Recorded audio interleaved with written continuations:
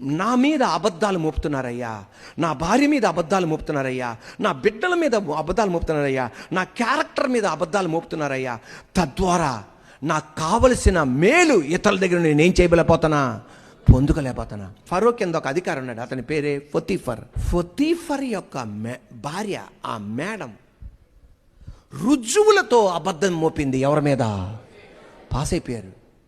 ఆ అబద్ధాలు మోపడం వలన, అతన్ని క్యారెక్టర్లెస్ పర్సన్గా మార్చడం వలన, ఇతని స్వభావం మంచిది కాదని చెప్పడం వలన ఆ అబద్ధం యోసేపు జీవితం 13 సంవత్సరాలు జైల్లో ఉండేటట్టు చేసింది.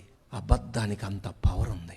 మేలు పొందనేకుండా చేసింది, ఘనత పొందనేకుండా చేసింది, దీవెన పొందనేకుండా చేసింది, ఆశీర్వాదం పొందనేకుండా చేసింది. 13 సంవత్సరాల అబద్ధం. ఆ మేడం వాడిన అబద్ధం క్లాసికల్ లై. ఏ లై?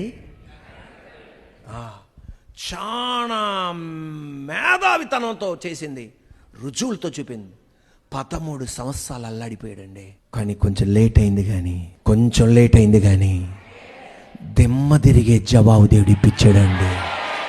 హల్లెలూయా. కొంచెం లేట్ అయిందే కానీ దిమ్మ తిరిగే జవాబు ఇప్పించాడండి. అబద్ధం ఆడిన ఆమె కలలో కూడా ఊహించలా యోసేపు స్థాయికి వస్తాడని. అబద్ధమారి పెదవులను నన్ను విడిపించు దేవా.